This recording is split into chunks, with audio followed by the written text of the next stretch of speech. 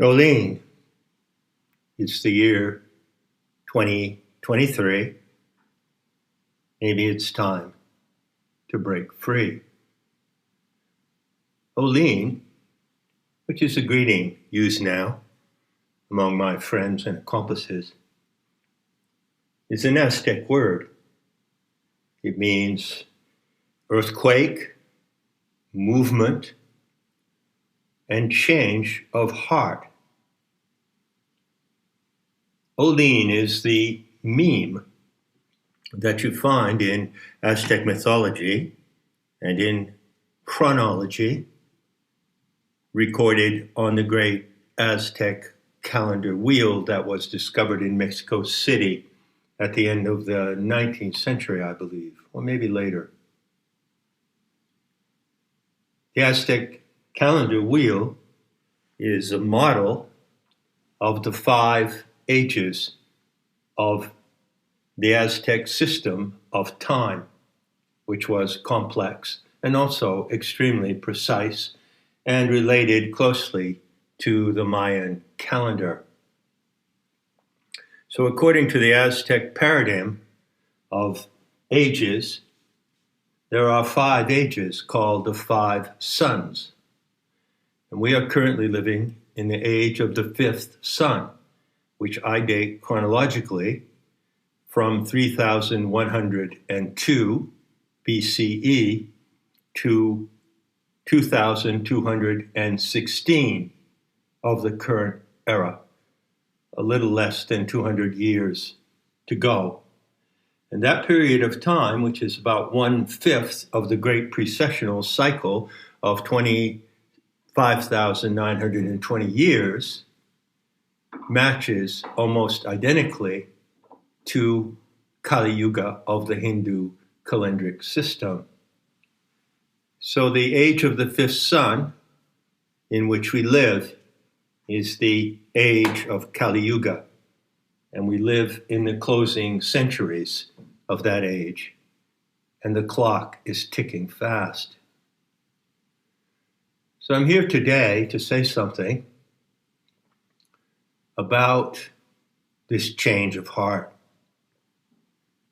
The meme of Olene is a hieroglyph. It's depicted in several variations in the stone iconography of the Aztecs. And I suggest to you that this meme, Olene, is also in some mysterious way written into your neuro-linguistic circuits. And if that is so, then you might imagine that it is a kind of key, maybe a key algorithm or a key code that is actually in your neurological system and by extension in your genetics. If you can imagine that, then you might consider, you might allow that it's possible that were you to tap on that meme in its genetic formula, it is a genetic formula, if you were capable of accessing that genetic key in your own identity, then you could actually initiate an epigenetic change in your existence at the species level. I've spoken of this epigenetic change a lot before, and I've called it the mutation 2A11. There is an actual mutation in progress, and it is possible that you could acquire the knowledge and the capacity to select yourself into this mutation, you see?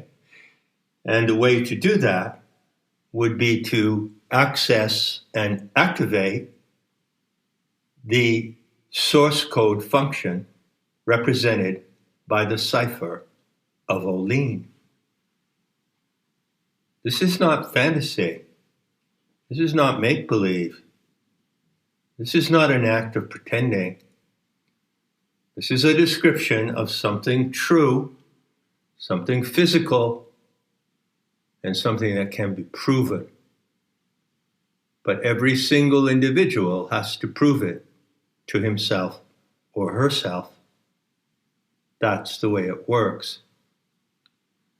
There's a saying among the Shaktas, the devotees of the wisdom goddess, and I don't know if I've cited it before on my YouTube talks, but it's a beautiful saying, and it goes like this: the fate of the kalpa turns on one life at a time. Now, to translate that, the kalpa is the 25,900 year period of precession. It is one day, one single day in the life of the earth. And in this one single day of almost 26,000 years, the entire experiment on earth is running. The divine experiment is running. And the designers of this experiment, in which you are the key subject, have arranged it so that any single individual at any moment can affect the total outcome of the total experiment. The fate of the kalpa, or world drama, turns on one life at a time. So I'm here to talk about the change of heart required in order for you to make the choices in your life that can change the outcome of the entire experiment on this planet. So here goes. Shall I give it a try? Now, what I have to say is pretty straightforward, and I'm confident that I can talk almost in common sense terms to you, and that I can talk to your heart as well as your mind. But there is one thing I have to do before I begin. I have to tell you about something that may pose a difficulty for your understanding. In fact, I'm quite sure it will. And this concerns the way that your mind works in your mind. See, over all these years that I started out getting some tread on the internet as a Gnostic scholar and talking about the remake and upscaling of Gnosticism, through all these years, I've finally come to the view that it's better to call Gnosticism today, which is nothing like it was in the past, applied noetics. So I teach applied noetics. And what is that? It is the technique of learning to use your mind in the way it is designed to work. And this technique is not esoteric, it's not academic, it's not metaphysical, it's accessible to anyone. Now, I have to make a point about a phenomenon of your mind before I get to my later point. So bear with me. Sometimes what I teach comes over easy and fast, or fast and furious. Sometimes you might have to struggle with what I'm trying to explain. Fair enough? When you look at the way your mind works, or the way anybody's mind works, speaking of the human animal, the anthropine, it's obvious how it works. There is an internal voice. You hear an internal voice. And this internal voice, which is the voice of your mind, sometimes called the internal monologue, is always running. It's like a radio that's constantly on.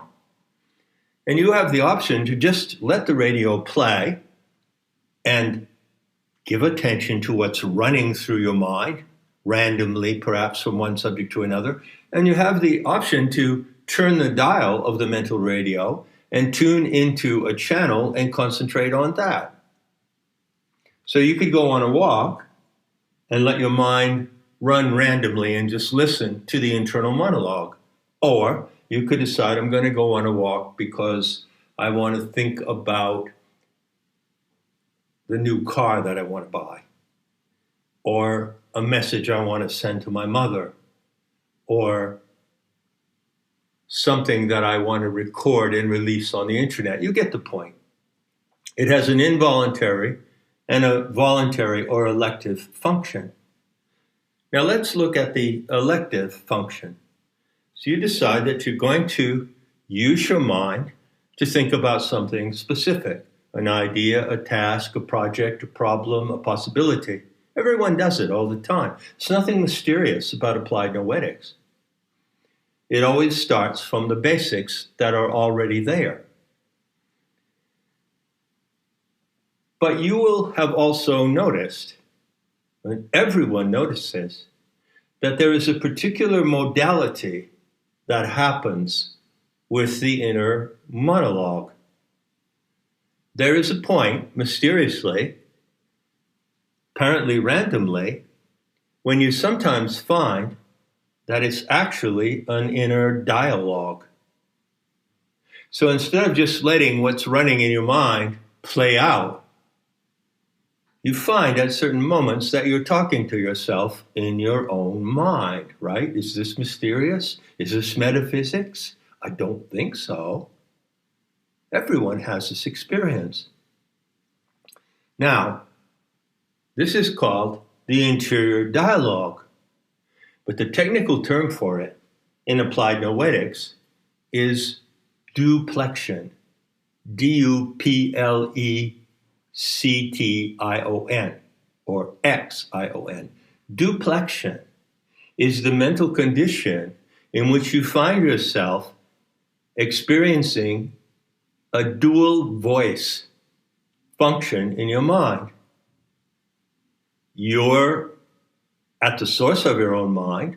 You are at the source of the inner voice, which mysteriously makes no sound, although you do hear it. And at the same time, there appears to be at moments an echo chamber or returning voice. Now, if you're a sane and stable person, you realize immediately that the returning voice is not someone else. It's just a modality in which your mind converses with itself as if there were two people, two subjects, right? And that's as far as it goes. So you can have an argument with yourself in your mind. You can encourage or discourage yourself. And this function is called duplection, or a dual voice, dual audio channel in your mind. And it's perfectly normal, and everyone has it. And the designers of the human species arranged so that we could have this function. But hold on, there's something else that can happen with duplection.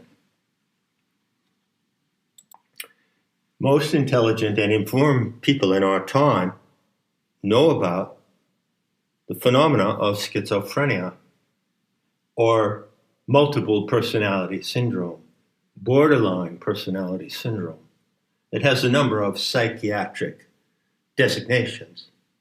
And what happens in this phenomenon? Quite simple.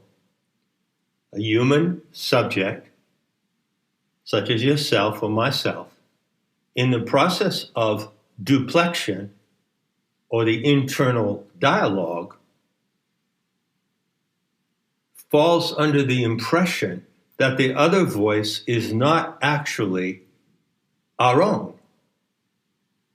It's the voice of some other entity or agency talking to us in our own mind, in our normal mind. And there are many forms it takes, of course. There are an imaginary number of countless people in the world who engage in this variation of duplection when they pray. And they believe that they hear a voice in their mind, that is the voice of God or Jesus or whomever. It's a common phenomenon in the religious experience of human animals.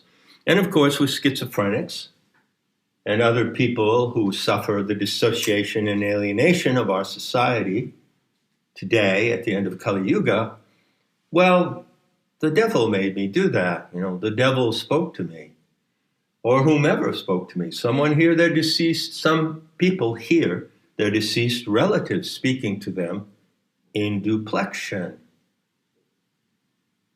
Now, what is the problem to be solved here? It's a really explicit problem, and it's extremely important. In fact, I consider what I'm telling you now one of the most imperative issues in applied noetics. There is a question of discrimination. Can you really discriminate the voices that you hear in your mind so that you clearly know that you are operating in case A, talking to yourself, or you are hearing voices and thoughts in your mind that do not originate there? They originate elsewhere. Nevertheless, they're operating in your mind in the same way that your own thoughts operate in your mind, aren't they? How can you tell the difference?